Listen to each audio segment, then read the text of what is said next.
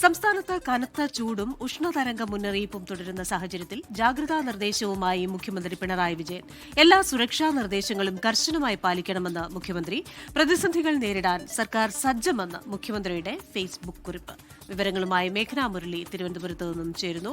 മേഘന, കനത്ത ചൂടാണ്. 2024 ശേഷം ആദ്യമായി ഉഷ്ണതരംഗ മുന്നറിയിപ്പുണ്ട്. ഈ സാഹചര്യത്തിൽ എന്തൊക്കെ ജാഗ്രതാ നിർദ്ദേശങ്ങളാണ് ഈ ഫേസ്ബുക്ക് കുറിപ്പിലൂടെ മുഖ്യമന്ത്രി പങ്കുവച്ചിരിക്കുന്നത്?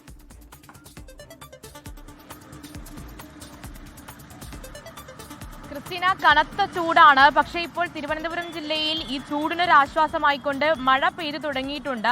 ഒറ്റപ്പെട്ട മഴയ്ക്ക് സാധ്യതയുണ്ട്. അത് തിരുവനന്തപുരം, കൊല്ലം അടക്കമുള്ള ജില്ലകളിൽ ഒറ്റപ്പെട്ട മഴയ്ക്ക് ഇന്ന് സാധ്യതയുണ്ട് എന്നുള്ളതാണ് കേന്ദ്ര കാലാവസ്ഥാ വകുപ്പ് അറിയിക്കുന്നത്. ഇപ്പോൾ തിരുവനന്തപുരത്ത് ചെറിയ രീതിയിൽ മഴ പെയ്യുകയാണ്. എന്നാൽ ഇനി വരും ദിവസങ്ങളിലും കടുത്ത ചൂട് തന്നെ തുടരുമെന്നുള്ള കാര്യമാണ് ഒരു മുന്നറിയിപ്പായി നൽകുന്നത്. അതിൽ പാലക്കാട്, കൊല്ലം, തൃശൂർ അടക്കമുള്ള ജില്ലകളിൽ ഉഷ്ണതരംഗ സാധ്യതയുണ്ട്. ഓറഞ്ച് അലേർട്ടാണ്. അതുമായി ബന്ധപ്പെട്ടാണ് ഇപ്പോൾ മുഖ്യമന്ത്രി പിണറായി വിജയൻ ഒരു മുന്നറിയിപ്പ് നൽകുന്നത്. അതിൽ ഏതെങ്കിലും തരത്തിൽ പ്രതിസന്ധികൾ ഉണ്ടാവുകയാണെങ്കിൽ, ഉഷ്ണതരംഗം ഉണ്ടാവുകയാണെങ്കിൽ അത് നേരിടാൻ സർക്കാർ സജ്ജമാണ് എന്നുള്ളതാണ് മുഖ്യമന്ത്രി പിണറായി വിജയൻ അറിയിക്കുന്നത്. അതുപോലെ തന്നെ എല്ലാ തരത്തിലുള്ള നിർദ്ദേശങ്ങളും അത് പാലിക്കണം. അത് കേന്ദ്ര കാലാവസ്ഥാ വകുപ്പും അതുപോലെ തന്നെ ദുരന്ത നിവാരണ അതോറിറ്റിയും സർക്കാരും നൽകുന്ന എല്ലാ നിർദ്ദേശങ്ങളും കർശനമായി പാലിക്കണമെന്നും മുഖ്യമന്ത്രി പറയുന്നുണ്ട്. അതിൽ തൊഴിൽ വകുപ്പ് ഈ ജോലി ചെയ്യേണ്ട സമയം പുനഃക്രമീകരിച്ചിട്ടുണ്ട്. അതുപോലെ തന്നെ 11 മണി മുതൽ 3 മണി വരെയുള്ള സമയങ്ങളിൽ പൊതുപരിപാടികൾ ഒഴിവാക്കിയിട്ടുണ്ട്. അങ്ങനെ എല്ലാ തരത്തിലും നല്ല വെള്ളം കുടിക്കുക, അതുപോലെ തന്നെ ഈർപ്പമുള്ള അല്ലെങ്കിൽ സ്ഥലത്ത് നിൽക്കുക, അതുപോലെ തന്നെ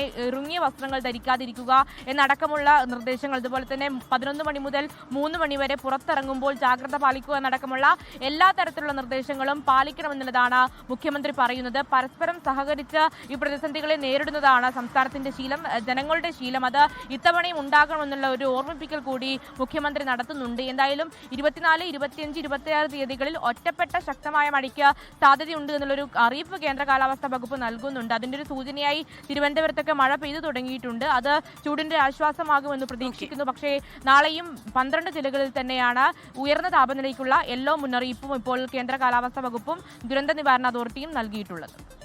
മേഘന മുരളിയാണ് തിരുവനന്തപുരത്ത് നിന്ന് വിവരങ്ങളുമായി ചേർന്നത്.